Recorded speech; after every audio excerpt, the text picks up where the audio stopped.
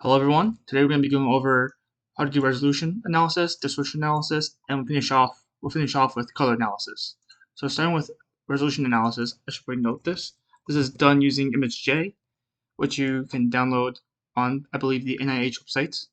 If you just type up ImageJ NIH, you should find it. Basically, let's do an example. Let's open ImageJ. In this case, I already have it open. In this case, you start out with just the menu bar, the toolbar. You go into File, Open, and you open the image of interest, or you can drag your image of interest into this. You can let's pretend this is a photo file, right? You can also drag it into and place it into here, and that'll open it up as well. I just like to open it directly from the path directory. So I go find it. In this case, go back a little bit. All right, it should be in here. Resolution pictures. Okay, so let's just start with one of these. Let's go with a close-up one. So this should be at 30 millimeters. I'm not entirely sure, but this should be at 30 millimeters. I'll have to compare with the other pictures to figure out which is which distance. You can pretty easily tell once you compare the different images at different distances, which is closer, which is further. But I'm pretty sure this is 30 millimeters. So let's go ahead and change the line tool. So we almost always, at least to my knowledge, always use the line tool. So just stick with the line tool. And essentially what you do here now is to basically kind of guess a little bit where you think which of these. So first of all, these top numbers are called group numbers. The side numbers are called element numbers. So you want to basically guess which group and element combination you think this picture, right, can fully resolve. So it's sort of a guessing game. Just pick a random starting point, essentially. So the reason why this part of the image is centered right now is because we suspected when taking this photo that this was going to be roughly around where it resolves the tiniest thing. So we want to figure out where is the smallest group / element that this camera is able to resolve, all right? And that will give us a resolution. So using the group and element that we find here, we can then translate that into a resolution number. All right, so let's zoom in a little bit using Control mouse wheel. I believe you can also do arrow keys. Yep, up and down arrow keys also works. But having a mouse with a scroll wheel, which is most mice, it greatly helps with this process. So you can zoom in and out by holding down Control. If you don't hold down Control, it'll scroll the image up and down. All right. So let's start with so going back to let's review it real quick. All right. Basically, we want to have it pass the 2-to-1 peak-to-trough ratio rule. What does that mean, right? It basically means here. Let's do an example. So let's draw a line across this set right here, this vertical bar, this set of horizontal bars, and then you hit K, and that's how you plot it down.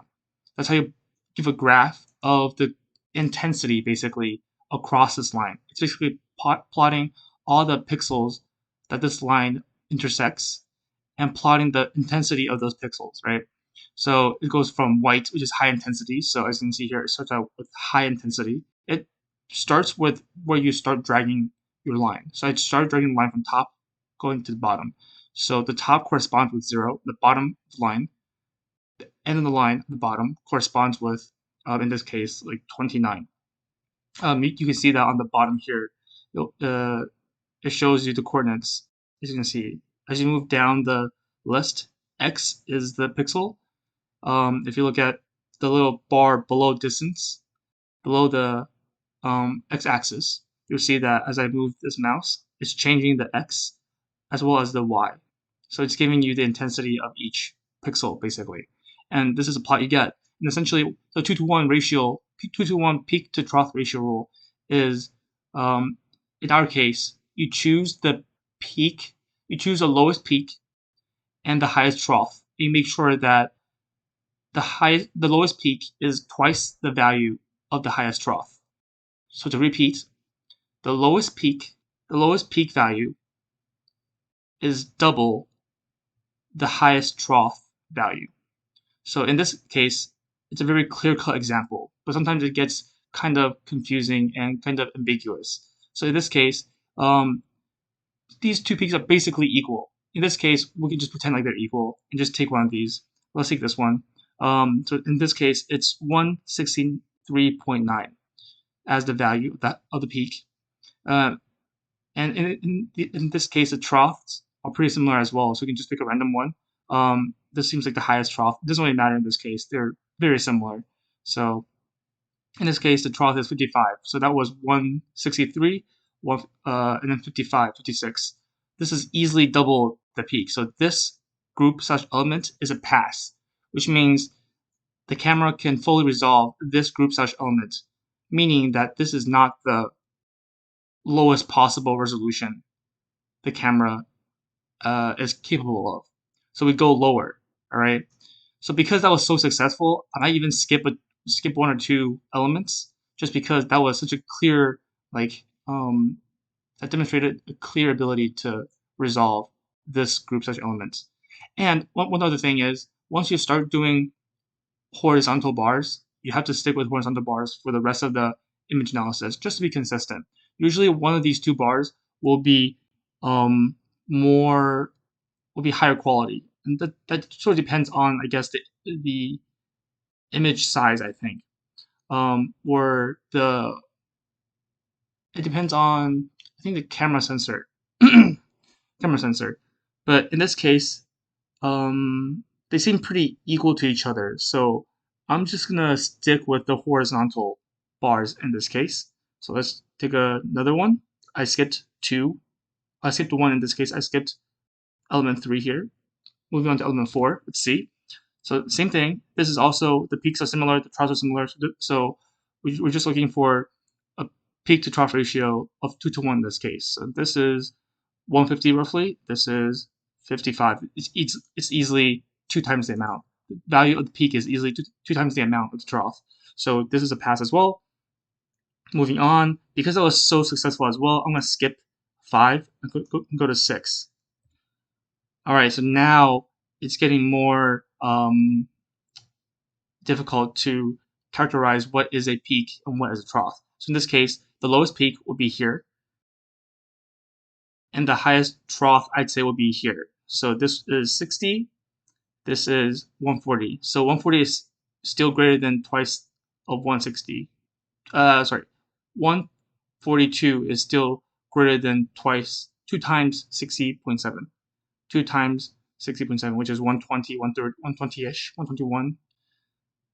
It's less than 141. So this is still a pass. So it passes all of these elements. So now we'll move on to the next smallest element. In this case, it's group 2, element 1. So do the same thing, draw a line here. You want the line to be perpendicular to the bars that you're picking on. Okay, so in this case, it's still pretty good. 60, 61, 64. All right, let's do, this is the highest trough, lowest peak, 145. 64, double that, gives you 128. 145 is still greater than 128, so that's still a pass. Now it's getting over here. This is getting a little bit more difficult. Let's draw a line here. As you can see, you can sort of tell when the camera has some issues, struggles with resolution, with resolving these bars. You can tell when it starts to struggle when the bars begin to blend in with the background. When the bars begin to blend in with each other, that's when you know it's starting to approach the area of it becomes unable to resolve. All right. So you hit K again. Remember, K is how you plot these. So get rid of the old plots. K is how you plot them. Highest trough here is 91, and lowest peak is 140. 91, double that. That gives you 182. That is way greater than 140. So this fails. It fails here, but succeeds here. So most likely, this is the group/element that we'll stick with. But for good measure, you want to draw this a few times, just in case, because there are, as you can see here, you zoom in here, the bar color intensities aren't consistent. Some pixels here are brighter than others. So we want to draw a line through basically where the blacks are most intense and the whites are most intense. So let's draw a line through here. And the reason why is that gives us like the biggest separation of peak and trough values. So the darkest blacks will give you lower troughs, and the brighter whites will give you the higher peaks. So you want to give the benefit of the doubt to the group / element, basically. So in this case, we get 81, 82. So I believe we got like 90 something last time. So this is already better. So you double that, that gives you 164. This is 144. So it still fails. It got closer, but it still fails. So once again, we'll have to stick with 2-1, group 2, element 1. So that's how we come down and decide which group and element number, if it is last able to resolve. So because it fails to resolve this group / element, we go with the previous one that it actually succeeded and passed in. Because it passed here, as you go back in review, all groups and elements larger than the decided upon group / element must also pass. So because we decided that group 2 element 1 passes, everything above this, such as group 1 element 6, element 5, element 4, all of these will have to pass.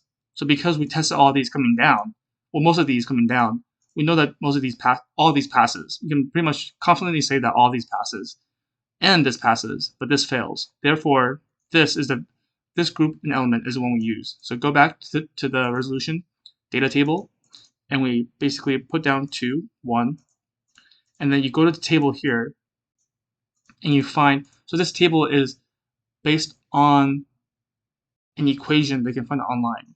The equation takes the group and element number, and it gives you plug those two numbers in, and it spits out a resolution number. And this is, I think, in there's a unit, I think it's line pairs per millimeter or like line pairs per micron. There's a particular unit. I think it's micrometer though, micron. I'll have to double check on that, but it has a particular unit. There's two different versions of the table, but they mean the same thing. You can characterize resolution in two different manners, basically, with two different units, but they're interchangeable.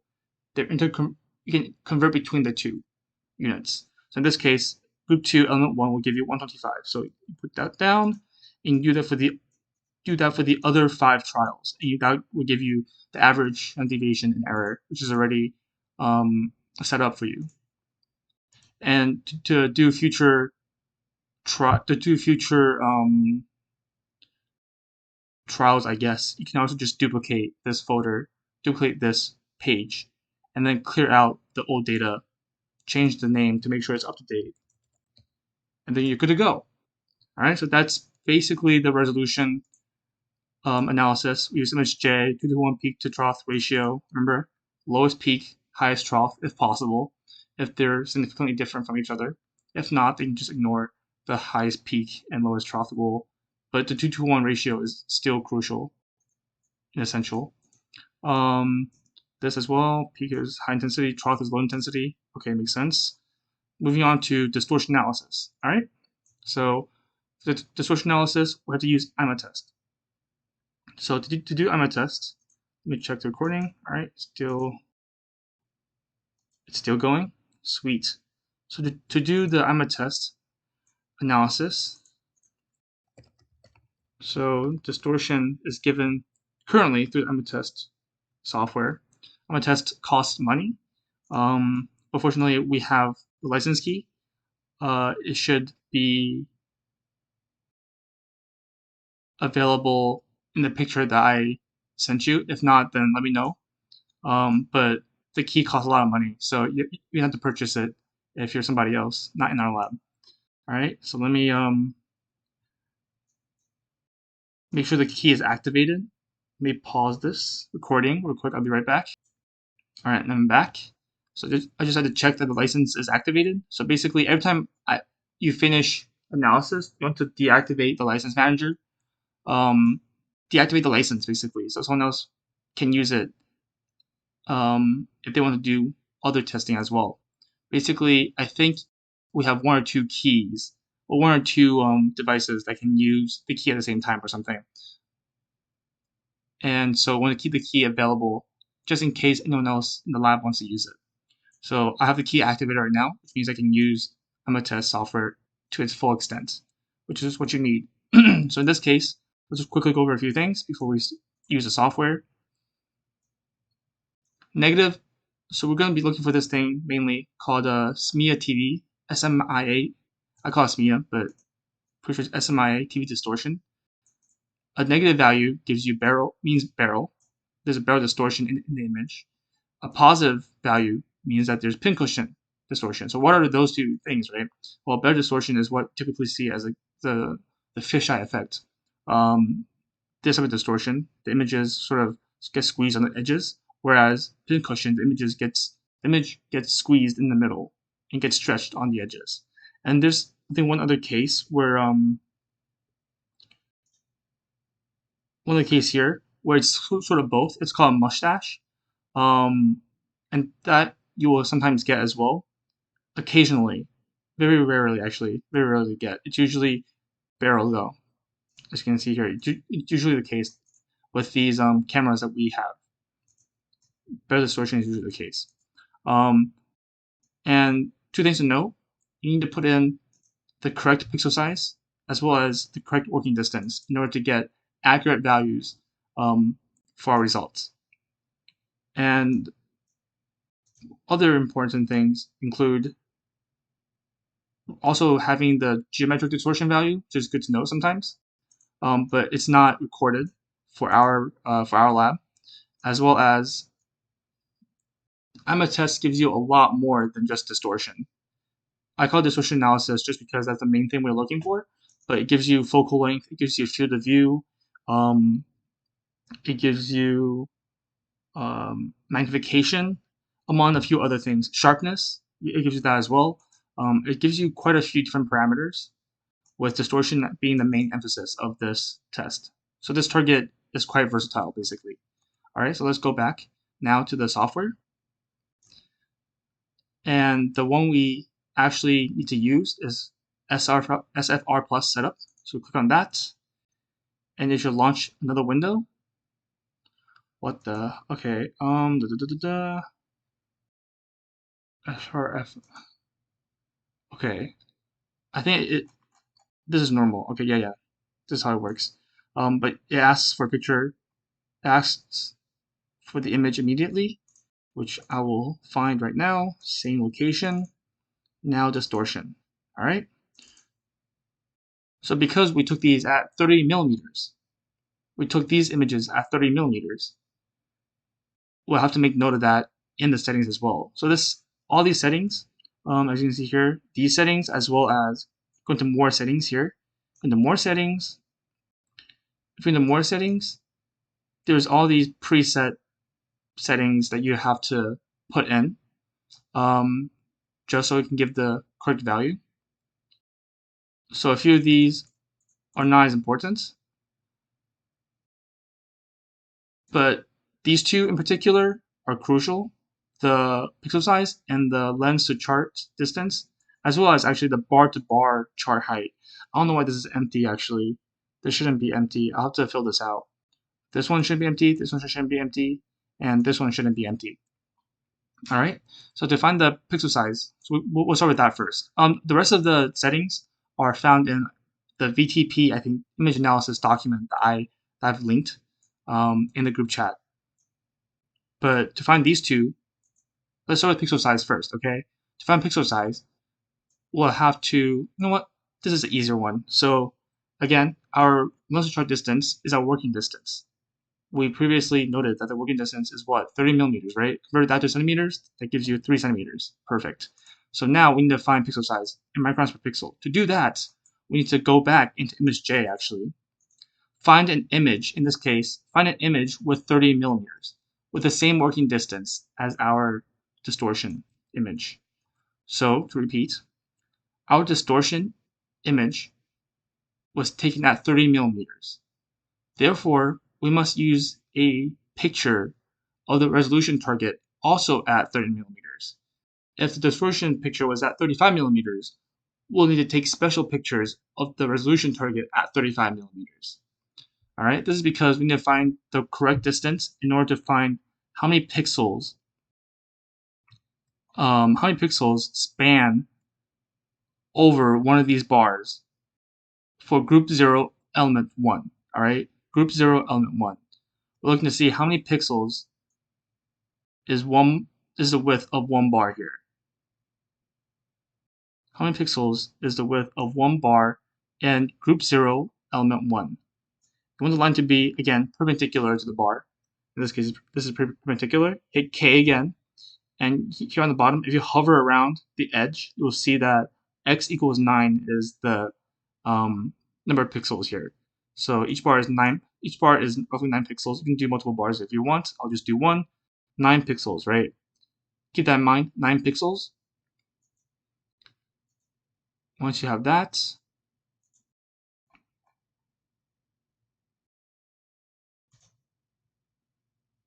let me clear out the old data. So I copy and pasted the old sheets so I can rename it and keep the formatting. So the formatting of these sheets are all the same, or mostly the same. I've just cleared out the old data, replaced the name, and then you can just put in the new data for this particular set of pictures. So in this case, the formula we want to use is 500 divided by the number of pixels that you found. So in this case, it's 500 divided by 9. That'll give you 55.55. Okay, 55.6, let's say. So that's the number of microns per pixel. Basically, how many microns of like actual real life distance is covered by a pixel in this image. And the reason why we can do this is because it's standardized that group 0 element 1, each bar is 500 microns. Because each bar is 500 microns, by measuring the number of pixels per bar, you can then divide the microns per bar by pixels per bar to get microns per pixel. All right, so that will give you 56, and that's something you can put down as well. And as you can see here, I also take a screenshot of the settings sometimes and paste it on the right side, just so you have it for reference. So, oh nice, I already have it here. The bar-to-bar chart height is 1.974. All right, nice. See, this is why I do it, just so you can have it for future reference. The lux reading doesn't matter. So this lux value doesn't matter for now. But for this, 1.974, I believe. 1.974, yep. And 55.6 for the pixel size, 55.6. Doesn't need to be perfectly exact. This is pretty good. So 3 centimeters working distance. Everything else is based on the documents that I've linked. You just leave them. You just leave them as is every time. You hit OK. You go back to the main settings menu, and then you just look at the quality of these squares. Oh, this actually looks different. I believe mine is not set up correctly, so don't look at my distortion settings. I'm pretty sure these aren't set up correctly, just because all these are empty and they shouldn't be. So something must have happened, but these values are not correctly set. But when they're correctly set, there should be more of these pink rectangles. There should be a lot more of these pink rectangles on most of these edges. If you see any of these, and the yellow rectangles should be between the tilted squares. If you ever see these squares, ever see these rectangles be out of place, if you ever see like a pink rectangle, or in this case, I guess trapezoid or something, I don't know. If you ever see these pink shapes be like out of place, like out here, or in the middle of a tilted square, or just missing in general, then you'll want to hit this button right here, crop borders, and you want to drag the area that you want the program to focus in on. Basically, you're telling the program to ignore everything that's outside of this red rectangle and only focus on analyzing what's on the inside. Only recognize what's on the inside. We're only interested on what's here. So you do that, you hit yes and continue, and it will recalculate, and hopefully all the misplaced shapes will be in the correct positions, the yellow ones being in between and the red being on the edges. So you hit OK. Once everything's satisfied, again, these are not the right settings, I'm pretty sure. Don't look at my settings. The settings are correct on my other computer. It's just, for some reason, here it's not set up correctly. And as a result, you should get, usually you get this first. Okay, so warning, rotated 180. Okay, so this image is upside down, but it doesn't really matter in this case. It knows it's upside down, so it'll take that into account. But a few values they copy down. Let's take a look at which values we're interested in. Again, SMIA TV distortion, focal length, field of view in both degrees, diagonal, horizontal, vertical. So in this format, like let's say field of view in degrees, right? Diagonal is 9 degrees, horizontal is like 80, vertical is like 80. Oh, or is 75 or something. So it'll be in this format, such as here. As an example, excuse me. So for centimeters, you would just have, it means similar things, basically. It's converting the angular field of view, the angle, into like a linear distance, and the magnification as well. All right, so let's go here, go into the program and look for those. Magnification is here, field of views are here. This is the angular field of view. This is the linear field of view, I guess, in centimeters. All right, focal length is here. And if you look at here, this is the value we're interested in, the SMIA TV distortion. So there's negative 2.35. And do you remember what type of distortion that is? A negative SMIA TV distortion value? It's barrel. A negative usually means barrel. In this case, it's a very slight barrel distortion present. As you can see here, barrel distortion. Ah, it says it. Nice. So what I mean by going back to the, I guess, agenda, geometric distortion is also given, not recorded. What that means is here, it's good to know what it is. Okay, distortion, third order. In this case, it gives you, essentially, it gives you this equation. It gives you this polynomial, usually, that characterizes the distortion going from the center to the edge. So if there's more distortion, it basically gives you like a function, like a curve, showing how intense the distortion is going from the center to the edge, going from 0 to like wherever the end of the curve is. You can probably find the graph somewhere in this program. I haven't looked for it.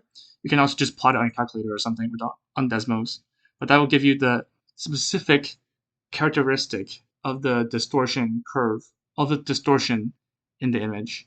So if you're interested in the specific distortion pattern, you can plot this. But usually we just look at SMIA TV distortion because it's easier to compare with and easier to digest.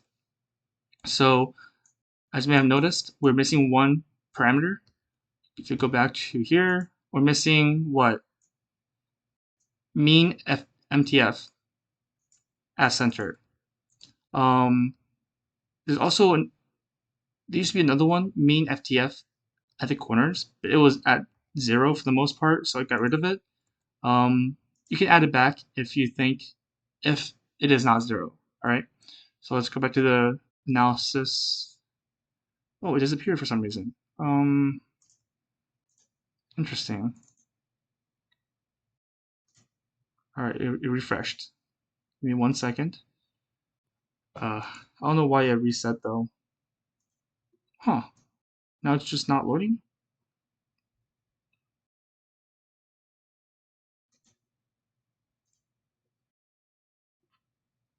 Interesting. Let me restart this. Something is up. This usually doesn't happen. All right, hit OK. There we go. So if you go into here, 8 is where we are usually at, but 4, you can also use your keypad, 4, enter. That will give you, again, the SMIA TV distortion, also at the geometric distortion values. But here, by clicking this, and, oh no, sorry, by clicking, wait a minute, where is it?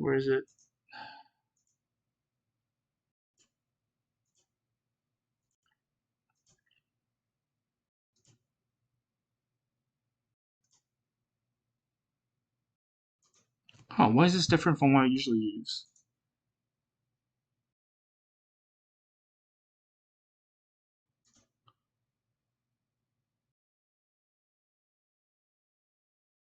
So MTF is here.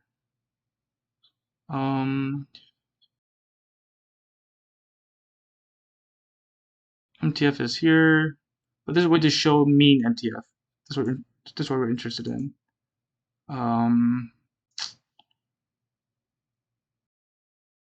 Okay, so because it's only showing, because there's only 4 of these pink rectangles, these red rectangles, right? It's not showing me the correct option, but there should be like a display like V and H, I believe. You'll have the option once you have this whole thing correctly set up, display V and H, something like that. That will give you the result that you're interested in, that we are interested in, which is it will literally say mean MTF center in the corner. I'm just not sure why this is not showing up. I'll attach an image of it at the end of the video, probably. Let me see if this helps. Nope. Display our results. It'll pop up as a thing here, as like a table or a diagram here. Yeah, it'll pop up as a diagram here. I'm not sure why this is not showing up correctly though. This is very annoying. I don't know why this whole program reset on me. I should have set up this program already, but for some reason it's refreshed on me, which is unexpected. Let me try a different.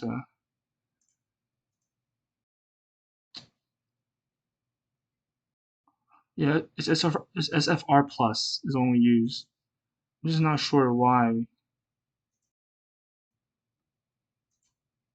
it's treating me like this. Ugh, what a pain.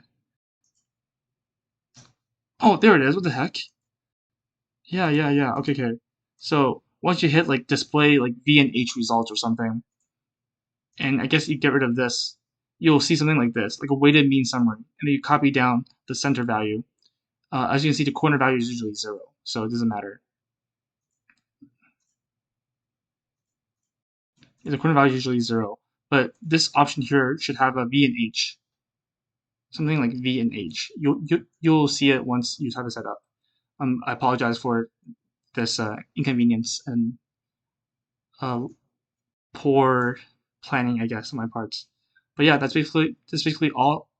Then you just read the other images as well, and you copy the results, and then you'll have 6 of them, 6 rows. All right. So that is distortion, pretty straightforward. And then we move on to color analysis. This is the most straightforward. This is why we save it for last. It's the easiest for last, right? Color analysis, you basically match the region of interest, ROI. It's a pretty common term. ROI, region of interest. All right. You just copy the results. And essentially you want the low error. All right. So let's go into color analysis. Which we use is color tone interactive. And then I'll read an image. In this case, let's find the same folder that we always use. Color. In this case, we have 2. Ignore this. We have 2. We'll click on one of them. We want to do both. Automatic detection failed. Oh, because you want to specify what sort of color target it is. In this case, I was using the color chapter 24, but that particular chart, I believe, is called a res checker 6x7. Hopefully that is the right name for this. I don't know why everything's reset though. It's very annoying.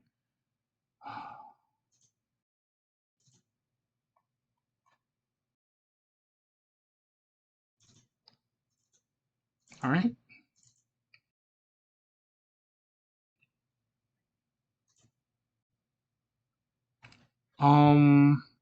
That is also not it. Nice. Sweet.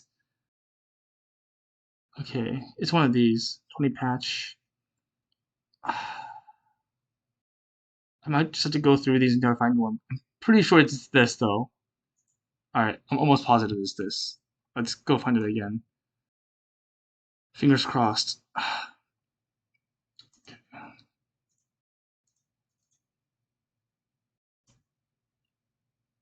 Frick. No way, dude. That's not it. Wait. There's only so many options. Hold up. 20 patch. Spy checker.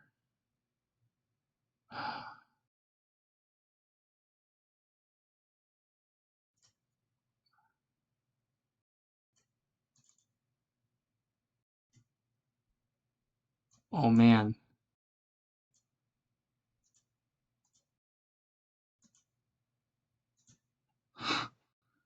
One second, one second. This is very, very embarrassing.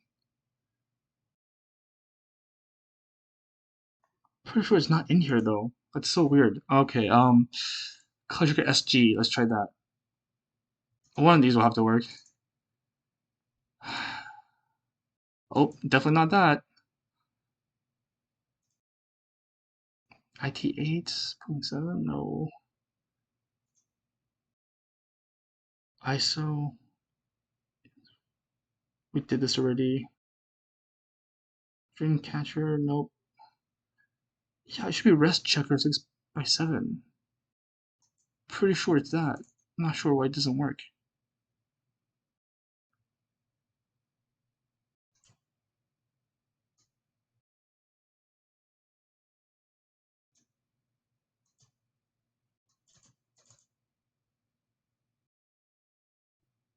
Let me select a new region of interest.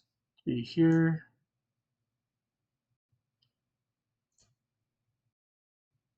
Ooh. Okay, that looks like the right thing.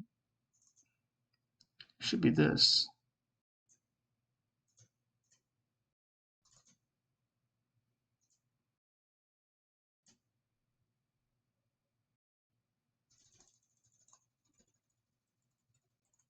Frick. I was right all along, man. Oh my god. It was just too stretched out.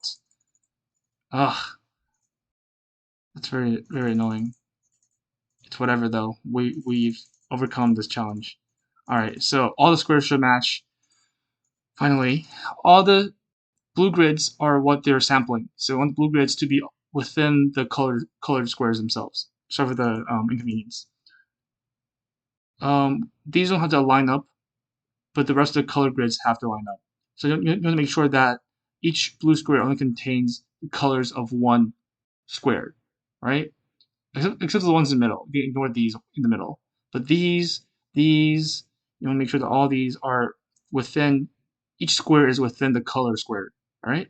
Once it is, you hit yes, continue, and then it will analyze it and give you the delta E, AB, copy the mean and max, and then delta C, copy the mean and the max. And for good reference, I like to take a screenshot of this and also keep it in the folder with the image for future reference, just because this image here is kind of useful to see which colors exactly it is off on. So in this case here, reference is squares and circles are camera values. So reference values are what the ideal values would be. The camera values are what our camera perceives the color to be. Same thing here. I believe the top left half is what the ideal is, and the bottom right half is what our camera perceives, I believe. The ideal slash input. Yeah. So, sorry. Ideal is top left. If I didn't say that, ideal is top left, and input camera values are bottom left. But that's not as important as just copying down these values. That's basically it for you. But let's say like you're interested in how off it is from blue, right? In this case, maybe not blue, like cyan or something. As you can see, this is pretty far apart, meaning that this particular color is not very accurate in representing. Same with this one, same with these two. Basically it.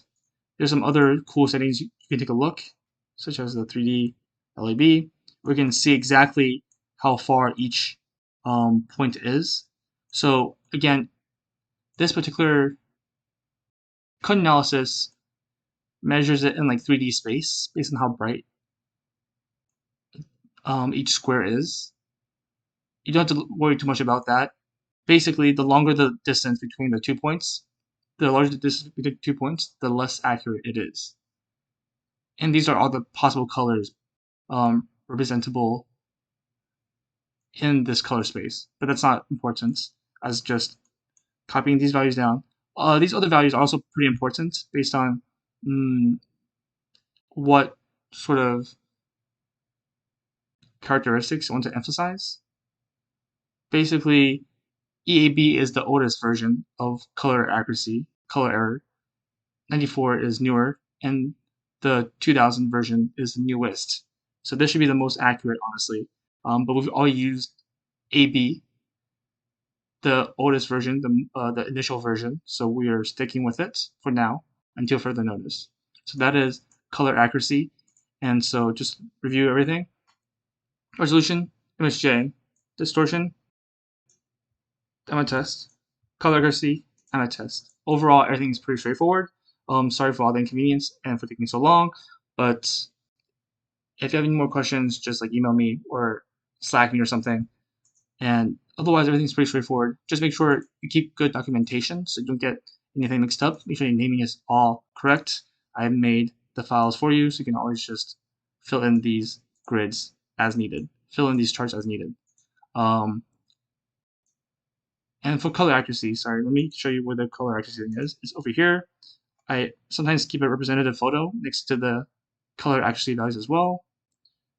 As you can see here, we're typically using the AB values, AB color accuracy values. So we're going to stick with it, and here is the one that you can fill out for KV4-5 for the portable testing chamber results.